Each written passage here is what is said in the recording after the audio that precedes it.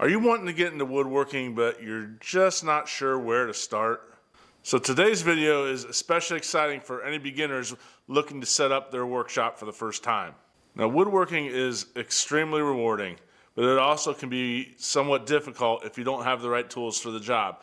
So what I decided to do was dig into the most essential tools that I use on a regular basis and provide that list for you so you know where to start. The first tool we're going to start with is a tape measure.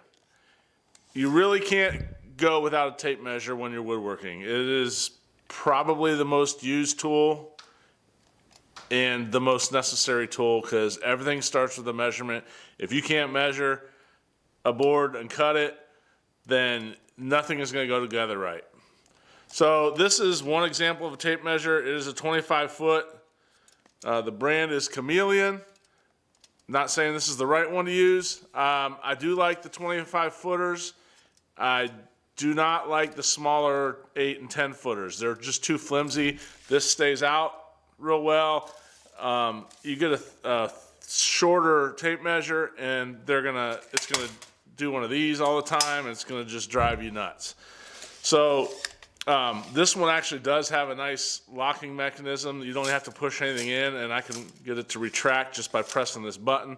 Some of them you have to slide a lock into place to hold it where you want it, and those locks tend to fail over time. This one has lasted longer than most tape measures that I have, which is one of the reasons I actually like this one. I can put a link in the description down below for one of these. Nice features it has.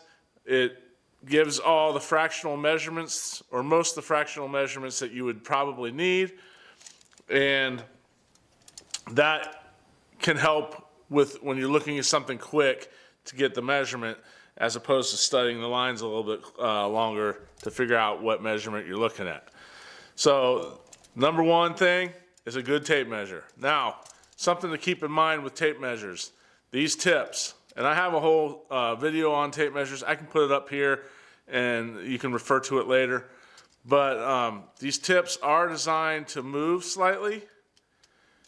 But if you drop a tape measure and bend this, your measurements are all going to be off. It can hit the floor and bend that metal piece down, and then you have a problem. So I highly recommend always use the same tape measure throughout the entire project that you're working on, because if it is bent, at least you aren't going from a bent one to an unbent one, or a bent one to a more bent one, and your measurements can be really thrown off by something like that. So keep that in mind when using a tape measure. Try not to drop your tape measure if at all possible. So next we're going to talk about a square. Now I have 3 different squares I'm going to show you. They all have somewhat different uses, and so some of this will kind of be determined by what it is that you think you're going to be making. Let's start with the biggest one. This is a framing square. This one has a little bit more limited use unless you're cutting big sheets of plywood and want to scribe a mark that is a lot wider. So this one goes up to 2 feet. And what you would do is you just hold the square tight against the board on one edge, and then you can mark a line the other way. And you can also use it to check squareness on a board that's a little bit longer. They're a little bit tricky to use just because it's just a flat piece of metal, and it's sometimes hard to hold it real tight against one surface and check the other surface. This is probably the square I use the least amount of time. So let's jump into some that are a little bit more frequently used. So right here we have a speed square. Very common. It's very commonly used in carpentry. A lot of the reason for that is all the angles they have on it. You can get pitches and things like that. This comes in really handy when wanting to draw a 45-degree angle, because this is 45. This thing won't get bent, so it's real durable. You maintain that nice 45-degree angle. It's also nice because the bottom has like a little L like right here, so that hooks onto the board real nicely, which then allows you to scribe marks a lot easier because it's hanging over the edge of the board. So what I mean by that is I can hold it on this board Let's see if you can see this. And it hooks on right there. And then I'm sure that I have it nice and square and in the place I want for me to make my mark. So that is a speed square. This is called a tri-square. Now, one thing a tri-square can do, the speed square can't do, is I could take the tri-square and hold it here and check for squareness on the end of a board.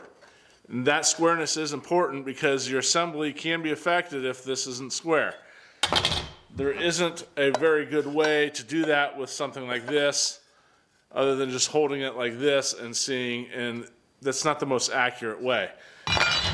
If you use this, I can see daylight if it's unsquare, which this piece is on that end. This piece isn't on the other end. So it's very easy to take a quick look and see. You can also use it to scribe a line the same way we did with the speed square, but it doesn't have that 45-degree angle that the speed square has. It only has a right angle. These also can get a little bit out of whack if you're not careful. It can become bent and unsquare because of where it attaches, as opposed to the speed square, which is one solid piece of metal. So be aware of that. I'm not saying one is right or wrong. It's more what your preference is and what your need is for your shop. But that is the three primary squares that you can get. There are variations of those. Some very expensive ones that you can put your pencil in and then slide the square and it will scribe a line at a certain measurement. Those are quite costly, and I definitely wouldn't consider those a beginner woodshop type of tool. So we're not going to talk about that today. The next tool we're going to talk about are clamps. Now, just like the squares, your need for your clamps are going to depend on what you're making. So some styles may not really suit you as much as others. You're going to have to determine which style of clamps you need. You may want a small assortment of a few different kinds, just in case you run into a situation where you need a different clamp. So the first clamp I'm going to show you is a parallel hand screw clamp. These can be a little tricky to work. You want to keep the two jaws parallel to each other when clamping, and they open and close like this. Now you can see this one is not square, so I'd want to re-square this up. But these are good for clamping boards like this to tables. You can also use them to clamp two pieces together, surface to surface, and they work really well. You can get a lot of good clamping pressure with these. You can't use them for things like gluing up wider projects, and they're usually made out of wood, so you want to be aware. You don't want to necessarily get glue on these because you could end up gluing what you're clamping to the actual clamp. So keep that in mind when using a clamp like this. The next clamp is like a small bar clamp. These come in very handy. You can use them in a similar way as that parallel wooden clamp. The only difference is that wooden clamp has a longer reach because those jaws were so long. You can only go this far. And this is kind of a replacement for what people used to use, which is a C-clamp, a C-shaped clamp with a cranked up tooth or pad. And the nice thing about these is they're easy to use, they're quick to adjust. You slide it up and clamp it, and you have the clamp holding it. So they're really handy for something like that. You could also, if they're long enough, you could glue several pieces together by using it as more of a bar clamp and clamping like this.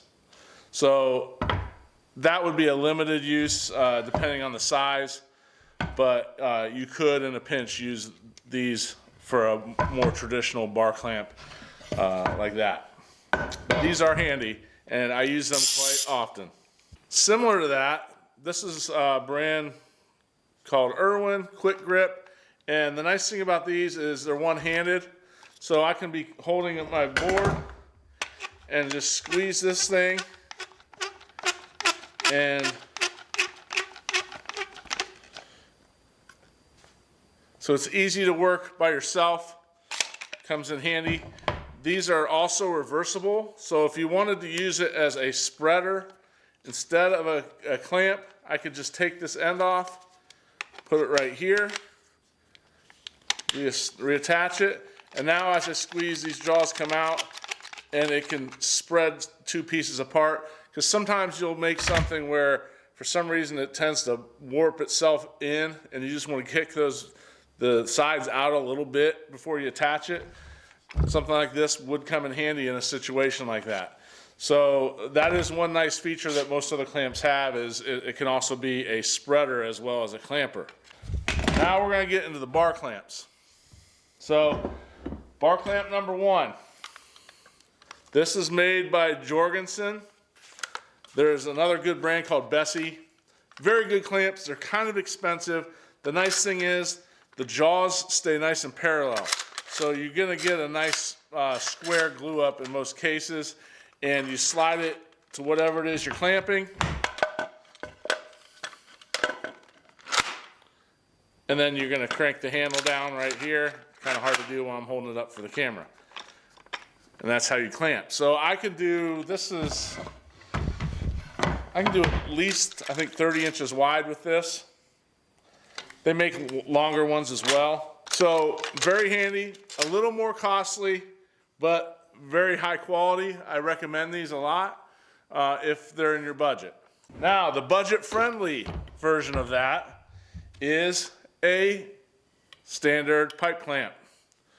So what this is, you can buy these kits. So this orange part down to the screw handle comes with this orange part right here. And you buy it in a kit. I can put a link down in the description for this.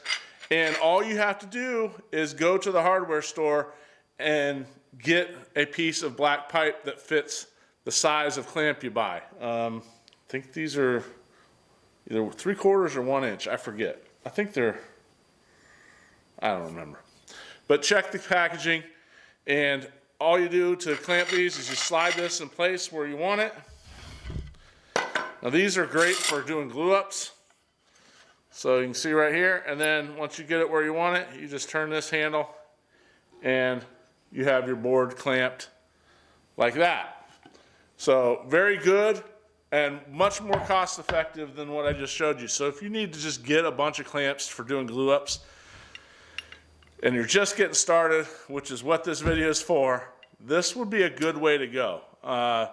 You can probably get 3 or 4 times as many clamps this style as you can that last one I showed you. So, and they do a very good job. I wouldn't be afraid of using these over the other ones in 99% of the cases. So standard pipe clamp would be a good option to go. And that covers most of our non-power tools. We're gonna get back to a non-power tool here in a minute, but we're gonna jump into some power tools next. Now the next tool we're gonna talk about is going to be the miter saw. If you're working in a shop, you're going to need a way to cut boards. Most people aren't going to want to go the old-fashioned way and use a traditional handsaw. They're going to want to use some kind of power saw because it saves so much time and you get such a nicer result from it. It takes a lot of practice and skill to cut really nice straight lines with a handsaw. Most people don't want to dedicate that time. So the miter saw is a very effective tool. Now, this will depend somewhat on what you are making and as to what size saw you need. If you are only cutting 1x4s and 2x4s, you don't need a huge miter saw. However, the capabilities of a miter saw are dependent on the size of the blade and if the saw can slide or not. A lot of saws just cut straight down and straight back up. So you're limited on what you can cut to the width of the blade if that's the case. And the ones that slide start to cost a lot more. So let's take a look at this saw and I'll show you a few features and things to consider when buying one. So this saw is a Dewalt. I'm not endorsing any brands. There's good brands, other good brands out there. I do like this saw, but I would definitely not say it's necessarily the best. You're gonna have to decide what fits in your budget. However, this saw does cut 8 inches. So that is nice because there are some saws that are only going to cut maybe 6, 6.5. This one does not slide. I would love it if it would slide. If it slid, what would happen is there'd be 2 bars right here, and basically as you pull the saw out, come down, slide back through, and you can cut a much wider board, which comes in really handy if you're cutting like maybe 1x12s, things like that. So this I am limited to 8 inches, which is sometimes an inconvenience. Miter saws can cut miters. So what we do is we can swing the saw to different angles. They're preset notches here for the more common angles. And you can cut an angle on a board at whatever angle you would like. Okay, this saw, and I think most miter saws also will cut at angles this way. So you can tilt the saw and make a cut. Very handy if you're doing trim and moldings on pieces of furniture or if you're hanging it in the house. Aside from that, this is pretty basic. All the features are what you would get on pretty much any saw. One thing I want to say about power equipment is make sure you know how to use a saw before you use the saw. Read the instructions. If you're still not sure, ask someone who knows for maybe some safety tips. You don't want to accidentally cut a finger off or anything like that. If you don't do things right, you could have the board fly. There's some issues that you just need to be aware of before using any kind of power equipment. So that is a miter saw, very handy tool. I'm not saying it's necessary for a beginner, but you're going to need a way to cut some boards. This is one of the ways you could do so. The next power tool I'm going to talk about is a table saw. A table saw is a little bit different from a miter saw because miter saws are primarily used just to cut boards to a length. And like I said, there's limitations on that. A table saw, you can cut boards to a width or a length. So it's a little more versatile. You may need a table saw in your shop. It's also, they can get kind of costly. So this is one where you're going to have to determine what your needs are and figure out what will suit you the best, especially when it comes to your budget. So what I actually use, and I can make fine furniture with this, is what's called a job site table saw. This is a smaller table saw. I bought it when I was flipping houses, and when I stopped flipping houses and started making furniture, one of the things that I didn't really prioritize was budgeting for a more bigger style cabinet saw. I felt I could make do with this, and I have so far. There's only been a few instances where this has not been sufficient. I just didn't want to justify dropping $1,000 to $2,000 into a table saw when I had a lot of other things I needed to buy first. So, table saws, you can set your width. This one has a width adjustment right here. There's a lever, and then I can move the fence this way and set it where I want to as well. You can tilt the blade on these if you wanted to cut an angle on something. You can cut boards with the grain, which is called ripping, so you're going to cut boards to width. You can also cut boards against the grain, which is called cross-cutting. And the way you would do that is you would use a tool called a miter guide, and it slides in the slot and allows you to cut boards to a length. So I don't use this table saw very often for that because most of what I can do cutting the length, I'm going to do on that miter saw. So there is somewhat of a need for both, especially if you're using things other than just standard size lumber. So if you're only building with 1x4s, 2x4s, 1x6s, standard size lumber that you buy at Lowe's, Home Depot, Menards, one of those big box home improvement stores. if you're working with standard size lumber, you may not need this because you can plan out your projects according to the width. They're all one set width. If there's ever a time though where you need to get a different width, this becomes a lot more necessary because you really should not be cutting boards to width on a miter saw. It's not safe. It's a great way to get injured. So you really want to be cutting boards to width on a table saw. So you may have a need for a table saw, and if a budget is a concern, a contractor saw might be more your speed. The important thing is, just like the miter saw, know how to use it safely. If you do not know, learn. Go on YouTube, go into the manual, talk to a friend, have a friend who knows what they're doing show you, but be aware of ways you can get hurt because there's a lot of different ways that you could get hurt on a table saw, and it's not just getting cut. You could have a board fly back at you and hit you.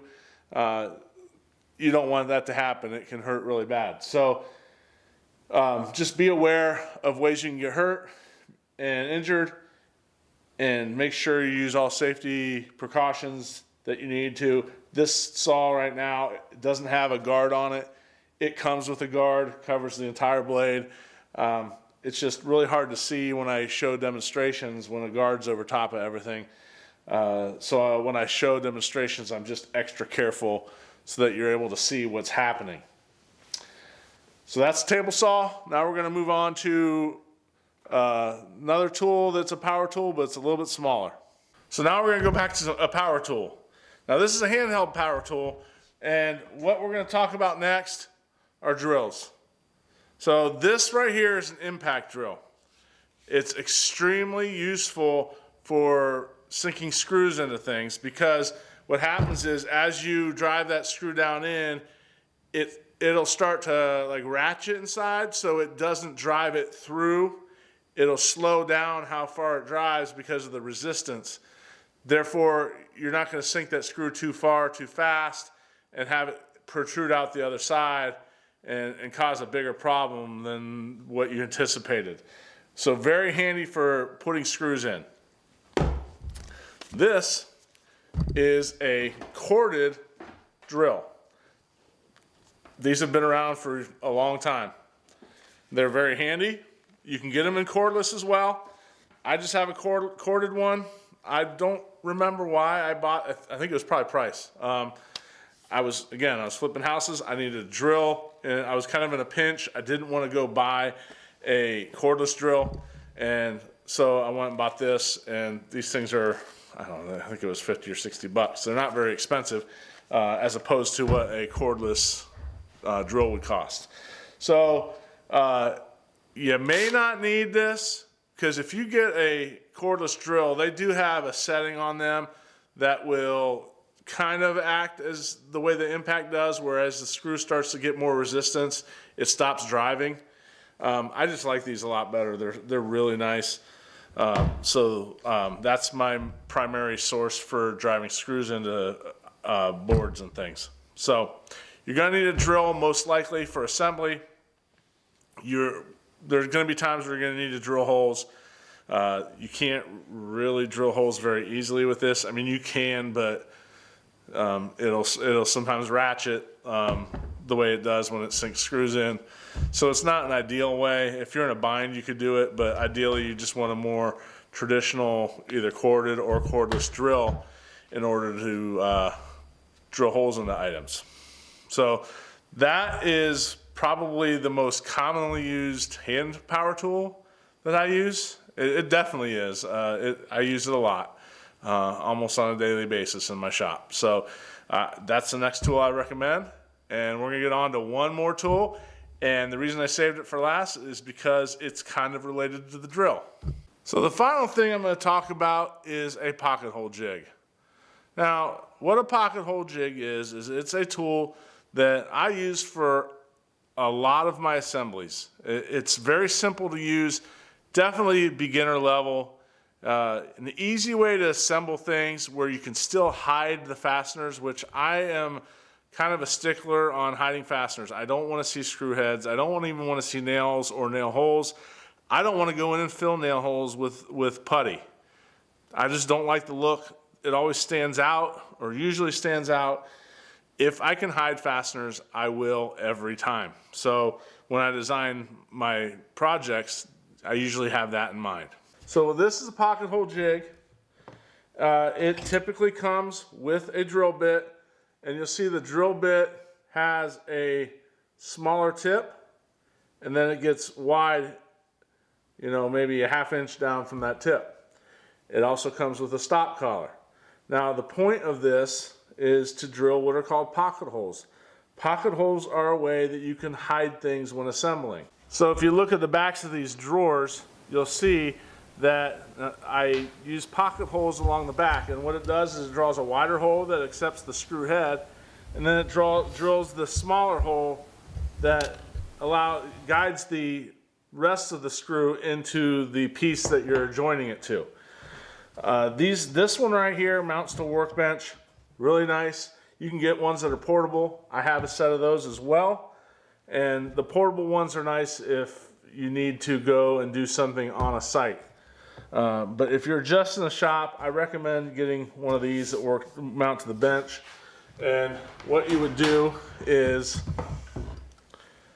you would clamp your board in like so. And it needs adjusted just a little bit.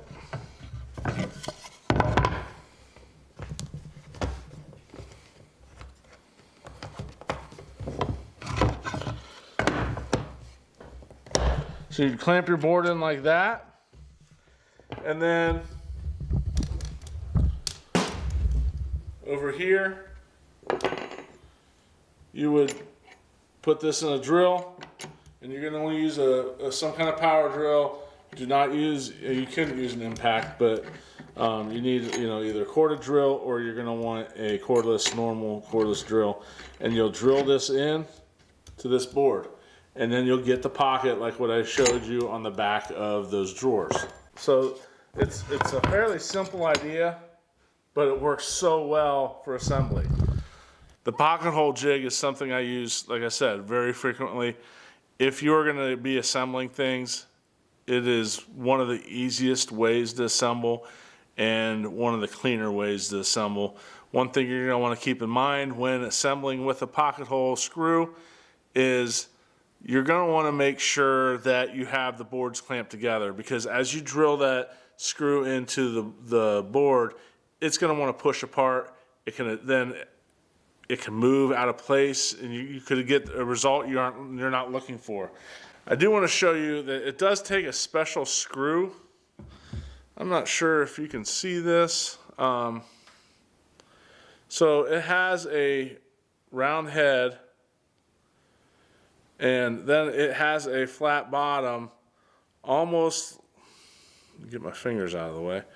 The bottom is flat, almost like a washer. And that's important because that flat part will rest in the bottom of that pocket and won't drive through. So you don't want a typical screw that has the tapered wedge shape on the bottom side of that screw head. You want the flat bottom screw like that so it acts as a washer and doesn't go too far. Because if you had a more traditional wedge shaped bottom screw, it'll keep going and it'll come out the other side and you're going to be extremely angry. So I highly recommend getting pocket hole screws designed for pocket holes. Remember, woodworking is an expensive hobby, or it can be a very expensive hobby. And you don't have to have every nice tool out there right from the start. But I wanted to provide you with some of the more essential tools so that when you get started, you're sure to have more success than the person who doesn't have any idea what to buy. This should save you from purchasing some of the unnecessaries, or to know where to focus more of your budget on. And hopefully that'll help you get more for your money and be able to get those other less used tools a little sooner because you didn't waste money on other tools early on. So I hope that was a helpful thing. I really appreciate you all watching. If you could share this video, like and subscribe, I'd appreciate it. It really helps my channel out, and I'm really trying to get this thing to grow. So I appreciate all you guys. There's a few videos that are going to pop up here on the next screen. Take a look at them, and I'll see you next time.